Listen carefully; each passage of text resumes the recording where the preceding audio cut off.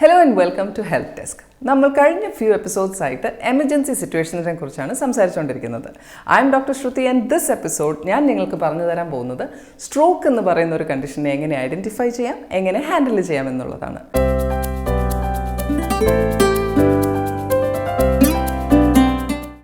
പലപ്പോഴും നമ്മൾ കേട്ടിട്ടുള്ളത് സ്ട്രോക്ക് വിക്ടിംസിന് തളർച്ച വന്നു അല്ലെങ്കിൽ തളർവാദം വന്നു എന്നൊക്കെയാണ് കോമൺലി ഇതിനെക്കുറിച്ച് നമ്മൾ കേട്ടുവരുന്നത്. ഈ സിംറ്റംസിനെ ഐഡൻറ്റിഫൈ ചെയ്യുന്നതിന് മുമ്പ് എപ്പോഴും ആലോചിക്കുക, തളർച്ച അല്ലെങ്കിൽ തളർവാദം മാത്രമല്ല, ഇതിന് വേറെയും ചില മൈന്യൂട്ട് സിംറ്റംസ് ഉണ്ട്. അപ്പോൾ ഇത് എളുപ്പം ആലോചിക്കാനായിട്ട് സ്ട്രോക്ക് മാനേജ്മെൻറ്റിനായിട്ട് ഫാസ്റ്റ് എന്ന് പറയുന്ന ആ ഒരു സിനോണിം ആലോചിക്കുക. എഫ് എന്ന് പറയുന്നത് ഫേസ് ഡ്രൂപ്പിംഗ് ആണ്. സ്ട്രോക്കിൽ ഒരുപക്ഷെ ആദ്യം കണ്ടുവരുന്ന ഒരു സിംറ്റമാണ് ഫേസിൻ്റെ ഒരു സൈഡ് ഡ്രൂപ്പ് ചെയ്യും, അതായത് ഒന്ന് തളരുന്ന പോലെ തോന്നും. രണ്ടാമത്തേത് ആം അല്ലെങ്കിൽ ലെഗ് വീക്ക്നെസ് നോക്കുക, അതായത് യൂണിലാറ്ററൽ സൈഡ്, ഏതെങ്കിലും ഒരു സൈഡ്, ലെഫ്റ്റ് സൈഡോ റൈറ്റ് സൈഡോ ഉള്ള കൈ അല്ലെങ്കിൽ കാലിന് ഒരു തളർച്ച അനുഭവപ്പെടുന്നുണ്ടെങ്കിൽ അതും ഒരു സ്ട്രോക്ക് സിംറ്റമായിട്ട് തന്നെ കൺസിഡർ ചെയ്യും. മൂന്നാമത്തെ വരുന്നത് സ്പീച്ച് ഡിഫിക്കൽട്ടിയാണ്. സ്ട്രോക്ക് എക്സ്പീരിയൻസ് ചെയ്തുകൊണ്ടിരിക്കുന്ന ഒരാൾക്ക് വളരെ എവിഡൻ്റ് ആയിട്ട് സംസാരിക്കാനായിട്ടുള്ള ഒരു ബുദ്ധിമുട്ട് നമുക്ക് കാണാൻ കഴിയും. അപ്പോൾ ഈ FAS നമ്മൾ കാണുവാണെങ്കിൽ then fourth is action, that is time to call for help. T എന്ന് പറയുന്നത് time to call for help എന്ന് ഓർക്കുക. സോ FAST എന്നുള്ളതാണ് സ്ട്രോക്ക് മാനേജ്മെൻറ്റിലെ ഏറ്റവും ഇമ്പോർട്ടൻ്റ് ആയിട്ടുള്ള കാര്യം. എപ്പോഴും ആലോചിക്കേണ്ട കാര്യം, സ്ട്രോക്ക് മാനേജ്മെൻറ്റ് എന്ന് പറയുമ്പോഴേക്കും ഇതിൽ എത്ര സമയത്തിനുള്ളിൽ നിങ്ങൾ ഈ വിക്ടിമിനെ ഹോസ്പിറ്റലിൽ എത്തിച്ചു എന്നുള്ളത് അവരുടെ റിക്കവറിനെ വളരെ അധികം ഇൻഫ്ലുവൻസ് ചെയ്യുന്നൊരു കാര്യമാണ്. നമ്മൾ സ്ട്രോക്കിന് ഒരു ഗോൾഡൻ അവർ എന്ന് പറയുന്നത് വിത്തിൻ 1 hour ഓഫ് സിംറ്റം, അതായത് സിംറ്റം തുടങ്ങി 1 മണിക്കൂറിനുള്ളിൽ ഈ വിക്ടിമിനെ നമ്മൾ ഹോസ്പിറ്റലിൽ എത്തിക്കുകയാണെങ്കിൽ വളരെ ഫാസ്റ്റായിട്ട് നമുക്ക് മാനേജ് ചെയ്യാനും കഴിയും. വളരെ ഫാസ്റ്റായിട്ട് ഇതിനുള്ള ട്രീറ്റ്മെൻറ്റ് കൊടുക്കുകയും അതനുസരിച്ച് അവരുടെ റിക്കവറി അതുപോലെ നന്നായി വരികയും ചെയ്യും.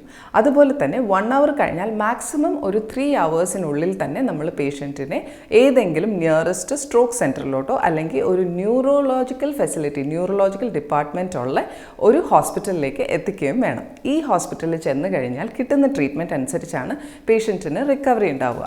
അഥവാ നിങ്ങൾ 3 മണിക്കൂറിലോ അല്ലെങ്കിൽ 4 മണിക്കൂറിലോ കൂടുതൽ പോകുകയാണെങ്കിൽ ദെൻ റിക്കവറിയുടെ ചാൻസസ് വളരെ മിനിമൽ ആവുകയും പിന്നെ ഈ സ്ട്രോക്ക് വന്നത് കാരണം ഉണ്ടാകുന്ന സിംറ്റംസ് കുറച്ചുകൂടെ നാളെ ലാസ്റ്റ് ചെയ്യും, മോർ ഓർ ലെസ് പെർമനൻ്റ് ആയി പോവുകയും ചെയ്യാനുള്ള ചാൻസസ് ഉണ്ട്.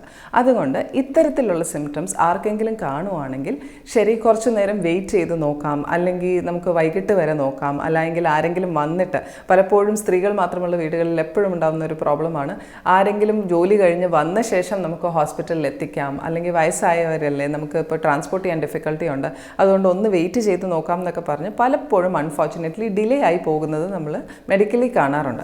അപ്പോൾ ഈ ഒരു സിറ്റുവേഷൻ വരാതിരിക്കാനായിട്ട് ഇതുപോലത്തെ സിംറ്റംസ് കാണുമ്പോൾ, അഥവാ ട്രാൻസ്പോർട്ട് ചെയ്യാൻ ആരും ഞങ്ങളുടെ ചുറ്റിലും ഇല്ല എങ്കിൽ ബോൾഡായിട്ട് ഞങ്ങൾ ആംബുലൻസ് സർവീസസിനെ അപ്പം തന്നെ വിളിക്കുക. വിത്ത് ഹെൽപ്പ് നിങ്ങൾ ഈ പേഷ്യൻറ്റിനെ എത്രയും പെട്ടെന്ന് ഹോസ്പിറ്റലിൽ എത്തിക്കുകയും വേണം. എന്നാൽ മാത്രമേ നമ്മൾ ഉദ്ദേശിക്കുന്ന രീതിയിലുള്ള റിക്കവറി നടക്കത്തുള്ളൂ. സോ ഇനി ഇത്തരത്തിലുള്ള സിംറ്റം കാണുവാണെങ്കിൽ നിങ്ങൾ ആരും പേടിക്കേണ്ട. ഡെഫിനറ്റ്ലി മെഡിക്കൽ മിറക്കിൾസിനും മെഡിക്കൽ ഹെൽപ്പിനും ഒത്തിരി കാര്യങ്ങൾ നമുക്ക് ചെയ്തു തരാൻ കഴിയും. So make sure that you take the patient to the hospital on time. ഇപ്പോൾ നിങ്ങൾക്ക് സ്ട്രോക്ക് എന്ന് പറയുന്ന അസുഖത്തിനെക്കുറിച്ച് കുറച്ചുകൂടെ കാര്യങ്ങൾ മനസ്സിലായിട്ടുണ്ടാവുമെന്ന് കരുതുന്നു. അപ്പോൾ ഇനി ഹോപ്പ്ഫുള്ളി ആർക്കും, നിങ്ങളുടെ പരിസരത്തുള്ള ആർക്കും ഇത് വരാതിരിക്കട്ടെ. അഥവാ അൺഫോർച്ചുനേറ്റ്ലി വന്നാലും ഇതിനെന്താണ് ചെയ്യേണ്ടതെന്ന് നിങ്ങൾ പഠിച്ചിട്ടുണ്ടാവും. ഡെഫിനറ്റ്ലി ഇതിനെ ഐഡൻറ്റിഫൈ ചെയ്യാനും നിങ്ങൾ പഠിച്ചിട്ടുണ്ടാവും. So remember, time is valuable. എത്ര ഫാസ്റ്റായിട്ട് നിങ്ങൾ ഹോസ്പിറ്റലിൽ എത്തിക്കുന്നോ അത്രയും നന്നായിട്ട് പേഷ്യൻറ്റ് റിക്കവർ ചെയ്യാൻ കഴിയും. So until next week then, until next episode where we talk about more interesting stuff, this is Dr. Shruti signing off.